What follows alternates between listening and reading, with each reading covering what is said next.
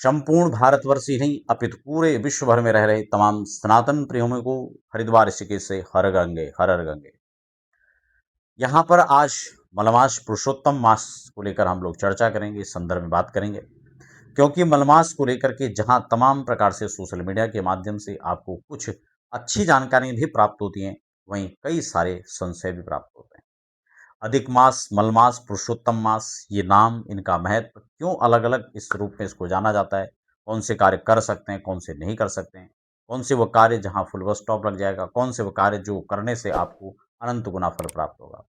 फटाफट नए दर्शक है तो नए चैनल को सब्सक्राइब कर लीजिए, बेल आइकन प्रेस कर लीजिए, क्योंकि आने वाले समय में यहाँ पर तमाम अध्यात्म, ज्योतिष, वास्तु के साथ साथ ऐसे ही कुछ इंफॉर्मेटिव चर्चाएं आपको समय समय पर मिलती रहती है।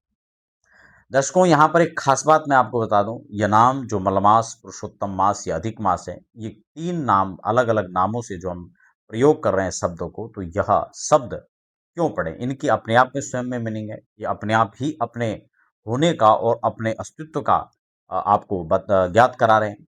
अधिक मास यानी यह महीना लगभग 3 साल के बाद यह मास आता है, जिसको अधिक मास कहा जाता है। यह महीना बढ़ जाता है, इसीलिए इसको अधिक मास कहते हैं, पूरा एक महीना बढ़ जाएगा। पुरुषोत्तम मास से पूर्व इसको मलमास कहा जाता था। मलिन होने के कारण, मलमास होने के कारण कोई भी शुभ और पवित्रतम कार्य जिन पर यहाँ पर फुल स्टॉप लग जाता है। खासकर सब संस्कार की बात करते हैं कि मान लो गृह प्रवेश आपको करना है, गृह निर्माण आपको करना है, वाहन खरीदना है, बच्चे का चूड़ाक्रम करना है, विवाह संस्कार आदि करना है, तो तमाम प्रकार के ऐसे कार्य जो इस दौरान नहीं किए जाते हैं। बस इसी कारण से इस मलिनता के कारण यह मलमास हुआ, और तब यह मलिन मास भगवान श्री हरि के पास गया, और भगवान ने इसके दुख की निवृत्ति की, और साथ ही साथ आपको भी आपके दुख निवृत्ति का एक मार्ग बताया। भगवान ने कहा जो इस मलिन मास में, इसको मैं अपना नाम दे रहा हूँ, इसको पुरुषोत्तम मास के रूप में जाना जाएगा।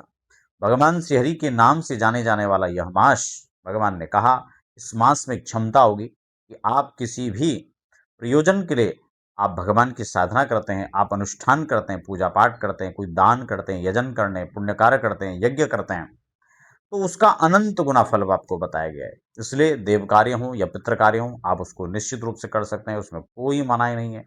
आप अपनी कुछ साधना करना चाहते हैं, उसमें कोई मनाही नहीं है, लेकिन हाँ, ये संस्कार आदि कार्य इस समय नहीं किए जाएंगे। आप गृह प्रवेश, गृह निर्माण, वाहन खरीदना, इस तमाम प्रकार के कार्यों के लिए यह पुरुषोत्तम मास इसको मनाही करता है, इसकी इजाजत नहीं देता है। क्योंकि मलमास जब भगवान श्री के पास गया, तो पद्म पुराण में कथा आती है कि भगवान ने कहा यह मेरा इस विशेष महीने को प्रताप, विशेष आशीर्वाद प्रदान होगा। यह महीना जो भी व्यक्ति अपने देव और पितरों के निमित्त कोई कार्य करता है, उसको अनंत गुना फल प्राप्त होता है। इसलिए आप अपनी साधना करना चाहते हैं, बेझिझक करिए। डेली के जो आपके रूटीन में पूजा पाठ है, उसको आप निश्चित रूप से कीजिए। आप चंडी पाठ करना चाहते हैं, आप महामृत्युंजय करना चाहते हैं, आप पितरों के निमित्त पिंडदान करना चाहते हैं, तर्पण करना चाहते हैं, नारायण बलि श्राद्ध आदि करना चाहते हैं, तो बेझिझक आप करिए, आपको अनंत गुना फल इसका प्राप्त होगा।